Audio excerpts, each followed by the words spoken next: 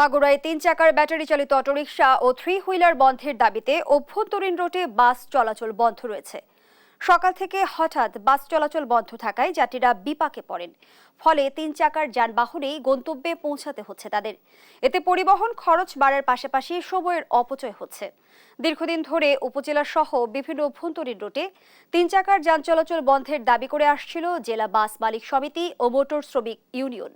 এসব দাবি পূরণ না হওয়ায় বাস চলাচল বন্ধ করে দেয় তারা।